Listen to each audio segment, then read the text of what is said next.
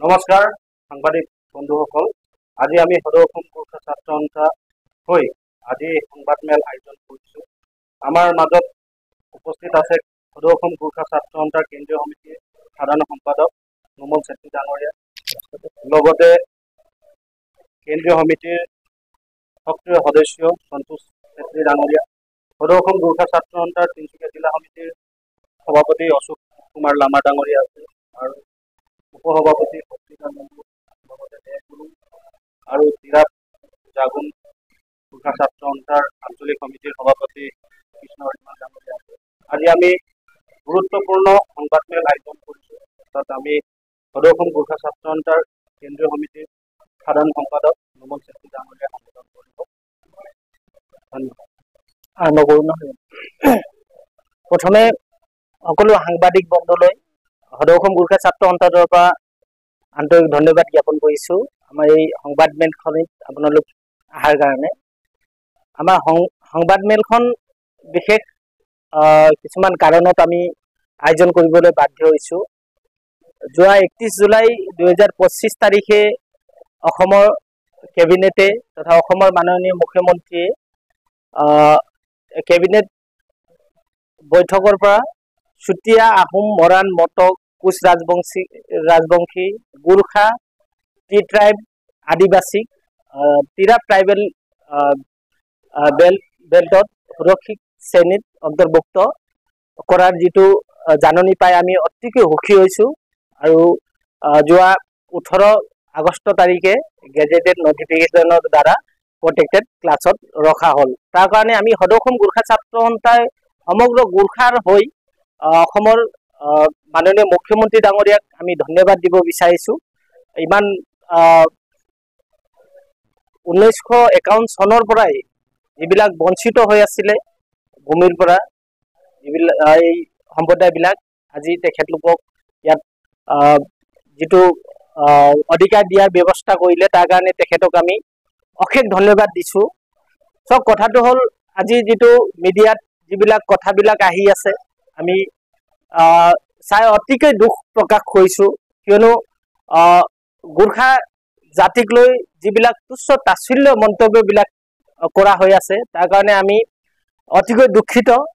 আমি এটা জাতিটোক লৈ, জাতি কেনেকৈ গঠন হ'ল, এই জাতিটো ক'ৰ পৰা আহিলে, কি হ'ল, এইবিলাক কথাটো আমি সঁচাকৈ দুখ পাইছোঁ।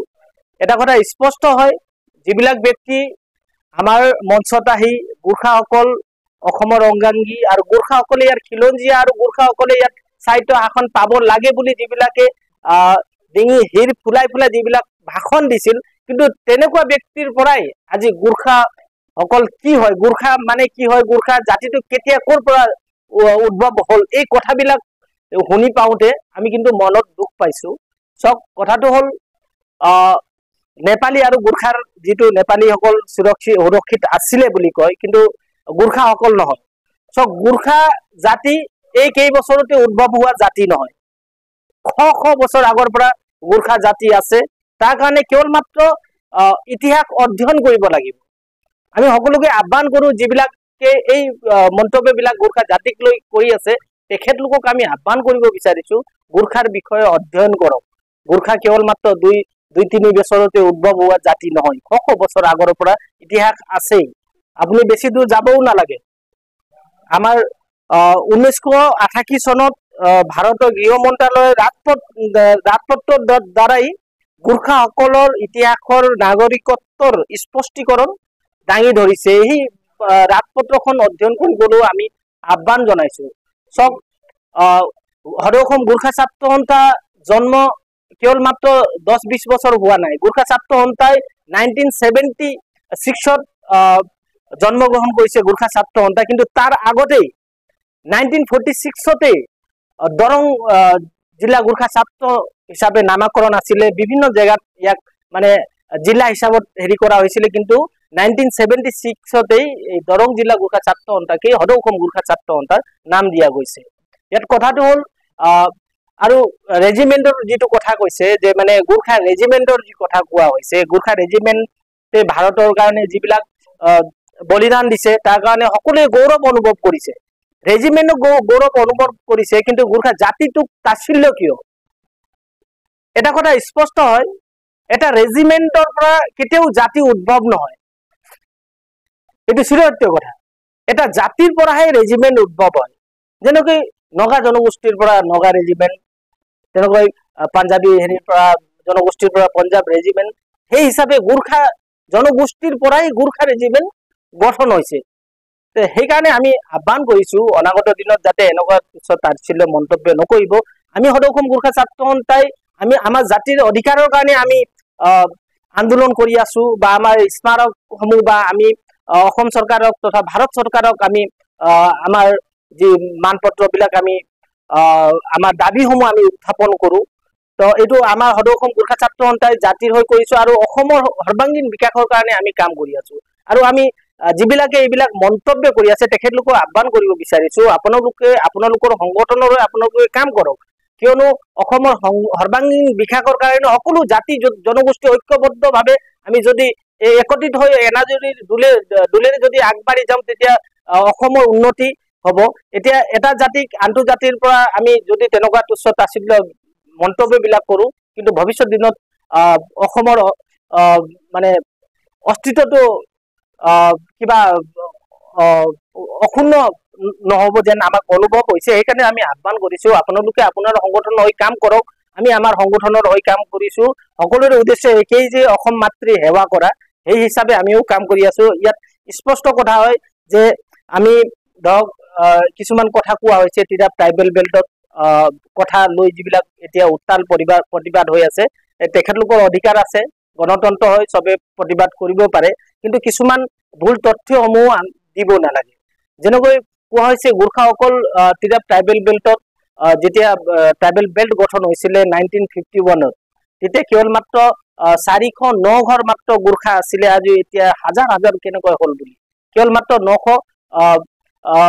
409 ঘৰৰ কথা কৈছে, যিবিলাক ছয়খোৱাত 1950 চনত ভূমিকম্পত বিধ্বস্ত হৈ চৰকাৰে ইয়াত সংস্থাপন দিছিলে। কেৱল 409 ঘৰ নহয়, 512 ঘৰ বা তাতকৈ বেছিও আছে।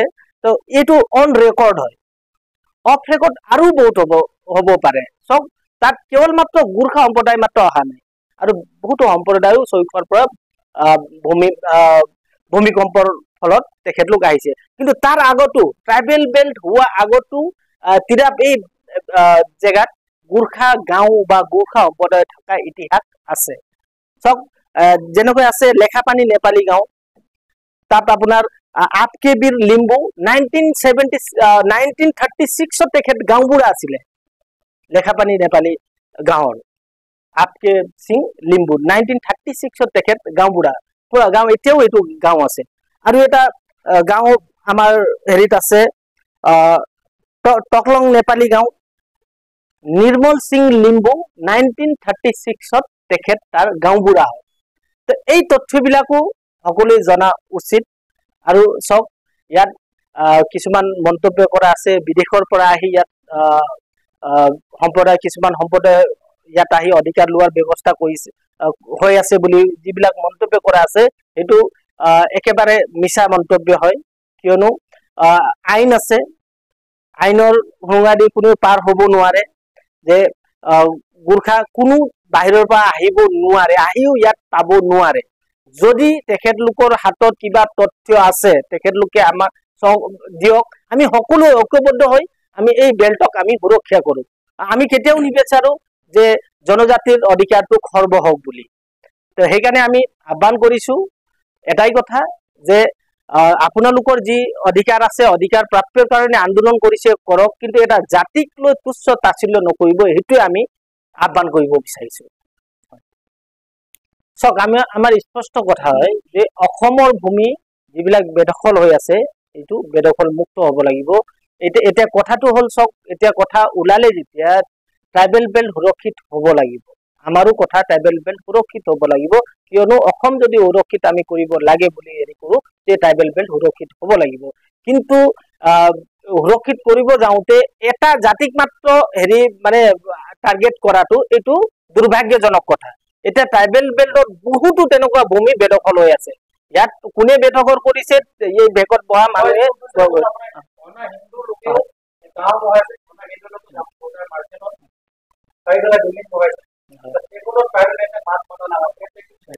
আমাৰতো স্পষ্ট কথা চাওক তিৰাপ জাগুনতে নহয় গোটেই অসমত যদি অবৈধ বেদখলকাৰী আছে সেইবিলাক উচ্ছেদ হবই লাগিব আজিৰ চৰকাৰ ডক্টৰ হিমন্ত বিশ্ব শৰ্মা দেৱে যি পদক্ষেপ লৈছে অসমৰ যিবিলাক বনভূমি হওক পিজিআৰ লেণ্ড বিলাক হল সেইবিলাক তেখেতে বেদখল মুক্ত কৰিছে তাত আমাৰ সদৌ অসম গোৰ্খা ছাত্ৰ সন্থাৰ স্পষ্ট তেখেতলোকক আমি বাৰ্তা দিছো বহুতো জেগাত আমাৰ গোৰ্খা সম্প্ৰদায়ৰ তেনেকুৱা ফৰেষ্ট লেণ্ডত আমাৰ বসবাস কৰিছিলে গোলাঘাটই হওক গোলাঘাটৰ যিটো উচ্ছেদ আছিলে তাতো আমাৰ গোৰ্খা সম্প্ৰদায় মানুহ আছিলে কিন্তু আমাৰ অসম চৰকাৰৰ প্ৰতি আমাৰ সহমত আছিলে যে যদি তেনেকুৱা বেদখল হৈছে বেদখল মুক্ত হওক তাত গোৰ্খা সম্প্ৰদায় থাকিলেও আমি তাত হেৰি কৰা নাই কিন্তু যদি তিৰাপ ট্ৰাইবেল বেল্টতে যদি আমি চাওঁ কেৱল মাত্ৰ কিছুমান সম্প্ৰদায় মাত্ৰ মই আপুনি যিটো কথা ক'লে সেইটো মাত্ৰ নহয় তিৰাপ ট্ৰাইবেল বেল্টত হাজাৰ হাজাৰ বিঘা ভূমি বেদখল হৈ আছে ইয়াৰ বিষয়ে আমি মাত মাতিছো বিগত দিনতো মাতিছো অনাগত দিনতো আমি মাত মাতিম যে তিৰাপ ট্ৰাইবেল বেল্টত যিবিলাক বেদখল হৈ আছে বনভূমি হওক বা তেনেকুৱা আপোনালোকে চবেই জানে যে এই ট্ৰাইবেল সংঘবিলাকেও যদি মাত মাতে তেতিয়াহ'লে তিৰাপ ট্ৰাইবেল বেল্ট সুৰক্ষিত হ'ব আপুনি যিটো কথা কৈছে যে ইয়াত অনা হিন্দু মানুহৰ যিটো কথা কৈছে যে যদি সন্দেহজনক হেৰি বেদখল কৰি আছে বেদখল মুক্ত কৰিব লাগিব চৰকাৰে বেদখল মুক্ত কৰি আছে কেৱল মাত্ৰ আমি সকলো ৰাইজ সজাগত হ'ব লাগিব আমি সদৌ অসম গোৰ্খা ছাত্ৰ সন্থা আমি চৰকাৰৰ পক্ষত থাকিম এই বেদখলত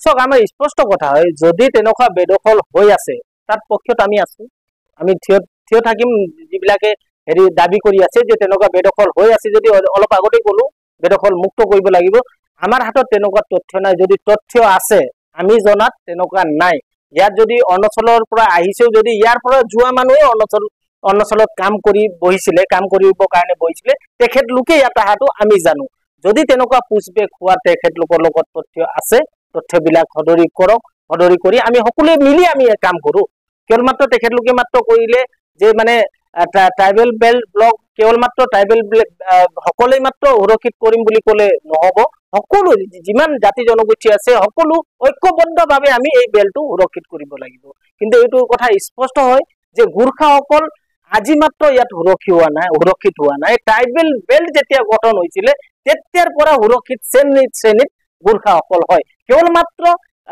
নেপালীৰ জেগাত গোৰ্খা হৈছে এইটোৱে মাত্ৰ ডিফাৰেন্স তাক কিন্তু এটা হেৰি আপোনাৰ ইস্যুটো বনাব নালাগে আমি এইটোৱে ক'ব বিচাৰিছো কেৱল মাত্ৰ মানে এইটো ধৰক ট্ৰাইবেল বেল্ট গঠন হোৱাৰ পৰাই গোৰ্খাসকল সুৰক্ষিত হয় আৰু গোৰ্খাসকলৰ ইতিহাস যদি চাব আছে কিছুমান আমি কিতাপ আপোনালোকক দিব পাৰো আপোনালোকে ৰতিকান্ত উপাধ্যায় কথাটো আপোনালোকে পঢ়িব পাৰে তেখেতে টিয়ক মানে যোৰহাটৰ টিয়ক সত্ৰাধিকাৰ সত্ৰটো যিজনে স্থাপন কৰিছিলে এতিয়া চাওক এতিয়া যদি হেৰি খুচৰি চাব বিচাৰো আমি কামাখ্যা মন্দিৰ সবেই জানে যে কামাখ্যা মন্দিৰৰ লালমোহৰী পাণ্ডা বিষয়ে অকমান অধ্যয়ন কৰক এইবিলাক আমি ধৰক শংকৰদেৱেওতো গোৰ্খাসকলক গৌৰক্ষিক বুলি তেখেতে গোৱাল বুলি তেখেতে কৈছিলে সেইবিলাক বহুত আছে সংবাদ মেলত সকলো কথা আমি ক'ব বিচৰা নাই কিন্তু আমি যিবিলাকে গোৰ্খা জাতিক লৈ এইবিলাক মন্তব্য কৰিছে তেখেতলোকে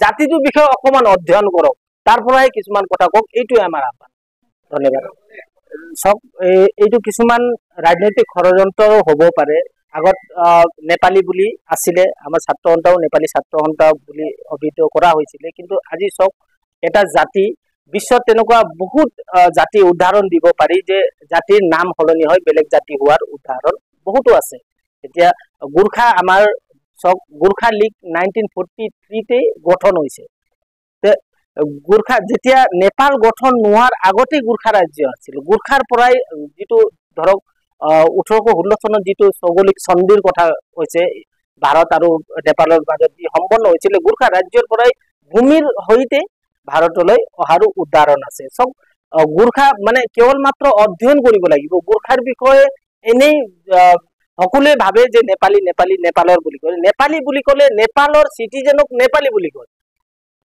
যে আমি গোৰ্খা হিচাপে আমি প্ৰতিপন্ন কৰিব বিচাৰিছো আৰু আমি গোৰ্খা হিচাপে এৰি হৈ আছে যে আমাৰ আন্দোলন হোৱা আপোনালোকে চাব পাৰে ওয়েস্ট বেংগলত গোৰ্খা লেণ্ডৰ কাৰণে আমাৰ আন্দোলন আজিৰ পৰা নহয় সুভাষ গিছিঙৰ তেখেতে আন্দোলন কৰি আছে আৰু চক অসমতো চব গোৰ্খা লীগ 1943 হৈ আছে, গঠন হৈছিলে। প্ৰসাদ সিং সুব্বা আমাৰ গহপুৰত তেখেতে নেতৃত্ব লৈছিলে। ইয়াত বাবু দম্বৰ সিং গুৰুঙে 1943 গোৰ্খা লীগ গঠন কৰিছিলে। এতিয়া উদাহৰণ অসমতে চাবলৈ গ'লে চব, মই অথনিও কৈ গলো যে দৰং জিলা গোৰ্খা ছাত্ৰ সন্থা 1946 আমি গঠন কৰিছো। এটা জাতি থকাৰ কাৰণেহে গঠন হৈছে এইবিলাক। আৰু চব পল্টন বজাৰত এতিয়াও আপুনি চাব পাৰে যে গোৰ্খা হাইস্কুল আজিও তাত চলি আছে। সেই হিচাপে চব কিছুমান কথা আমি অধ্যয়ন কৰিব লাগিব। আৰু স্পষ্ট কথাটো হ'ল যে 1988 ভাৰতীয় গৃহ মন্ত্ৰালয়ে পত্ৰৰ জৰিয়তে জাৰি কৰিছে যে গোৰ্খাসকলৰ বিষয়ে এই ৰাজপত্ৰটো সকলোৱে পঢ়িবলৈ আমি আহ্বান কৰিছো। আৰু NRCৰ সময়ত মহামান্য ন্যায়াধীশ ৰঞ্জন গগৈদেৱে তেখেতে স্পষ্ট ভাষাৰে কৈছিলে যে গোৰ্খাসকল যে অসমৰ সম্পদ বুলি তেখেতে স্পষ্ট ভাষাৰে কৈ দিছে। সেইকাৰণে আমি আহ্বান কৰিছো কেৱল মাত্ৰ এটা জাতিক তুচ্ছ তাচ্ছিল্য কৰিবৰ কাৰণে এটা জাতিটোৰ ইতিহাস নপঢ়াকৈ কোনো এটা জাতিক তেনেকুৱা তুচ্ছ মন্তব্য কৰিব নাপায়, আমি সেইটোৱে বিচাৰিছো। হয়, চাওক 1950 চনত যেতিয়া ইয়াত ট্ৰাইবেল বেল্ট গঠন হোৱা নাছিল, কিয়নো এইটো 1951 গঠন হোৱা। যিবিলাক মানুহক 409 ঘৰ মানুহক ইয়াত সংস্থাপন কৰি দিয়া হৈছিলে, তেখেতলোক অলৰেডি ট্ৰাইবেল বেল্টতে আছিলে। শদিয়া ট্ৰাইবেল বেল্ট 1947 গঠন হোৱা ট্ৰাইবেল বেল্টতে আছিলে। অন ৰেকৰ্ড 409 ঘৰ, কিন্তু অফ ৰেকৰ্ডো আছিলে। আৰু এটা কথা, কেৱল মাত্ৰ ট্ৰাইবেল বেল্টত ইমান মাত্ৰ নহয়, মই এতিয়া অকমান আগত কৈ গলো লেখাপানী নেপালী গাঁও তেতিয়াও আছিলে। ট্ৰাইবেল বেল্ট গঠন হোৱাৰ আগত 1936 তাত গাঁওবুঢ়া আছিলে। আৰু টংলং টকলং নেপালী গাঁও তেতিয়া এইটো ধৰক 1950 চনৰ আগতে তাতে 1936 তাতো গাঁওবুঢ়া আছিল, নিৰ্মল সিং লিম্বু আছিলে। এতিয়া 75 বছৰ পিছত অতি সন্ততিটো বাঢ়িব, পৰিবাৰ বাঢ়িব, আৰু গাঁও কেৱল মাত্ৰ 409 ঘৰ নহয়, এইটো স্পষ্ট কথা সকলোৱে চাব পাৰে। যেতিয়া ট্ৰাইবেল বেল্টত বহা মানুহে সকলোৱে গম পায় যে এই গাঁও বিলাকো আছিলে। আৰু আজি এই ইমান 75 বছৰ পিছত তাৰ পৰিবাৰো বৃদ্ধি হয়। আৰু তেতিয়াৰ সময়ত জনসংখ্যা নিয়ন্ত্ৰণৰ হেৰিও নাছিলে, এটা ঘৰতে 8জন 10জন আছিলে। সেই হিচাপে ধৰক বাঢ়িছে। যদি আমি স্পষ্ট ভাষাৰে কৈছো যে গোৰ্খা ছাত্ৰ সন্থা আমি যদি আপোনালোকৰ অভিযোগ যে তেনেকুৱা মানুহ বাঢ়িছে, আমিও আপোনালোকৰ পক্ষত হৈ আমি তাৰ ব্যৱস্থা কৰিম। কিন্তু অযথাই যে এটা জাতিক তুচ্ছ তাচ্ছিল্য কৰাৰ পৰা বিৰত থাকিবৰ কাৰণে আমি আহ্বান কৰিছো। নিশ্চয়কৈ আমি আগতেও কৈছো যে ট্ৰাইবেল বেল্ট আমি সকলোৱে মিলি সুৰক্ষিত কৰিব লাগিব।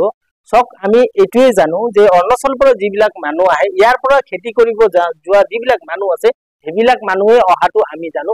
যদি বিজয়নগৰৰ পৰাও তেনেকুৱা মানুহৰ হেৰি হৈছে, যদি তেখেতলোক পাৰ্মানেণ্ট তাৰে হয়, তেনেহলে আমি তাৰ কাৰণে ব্যৱস্থা আমি কৰিব লাগিব। সকলোৱে মিলি আমি ঐক্যবদ্ধভাৱে এটা সংগ্ৰাম কৰিব লাগিব, তেতিয়াই কথাবিলাক হেৰি হ'ব। কেৱল মাত্ৰ কিছুমান ব্যক্তিক লৈ গোটেই জাতিটোকে তাচ্ছিল্য কৰা হৈছে, এইটো টাৰ্গেটটো গোটেই জাতিক কৰা হৈছে। কিছুমান ব্যক্তিক লৈ যদি আছে তেনেকুৱা, যদি সকলোৱে মিলি ইয়াৰ ব্যৱস্থা আমি লব লাগিব। ইয়াৰ স্পষ্ট কথা, ইয়াত হেৰিও নাই। কিয়নো গোৰ্খা ছাত্ৰ সন্থাই অসমৰ সৰ্বাংগীন বিকাশৰ কাৰণে, কিয়নো গোৰ্খা জাতিয়ে হ'ল অসমৰ এক অংশ হয়। সেইকাৰণে আমি অসমৰ উন্নতি আমি বিচাৰো আৰু অসমৰ সুৰক্ষা আমি বিচাৰো। কোনটো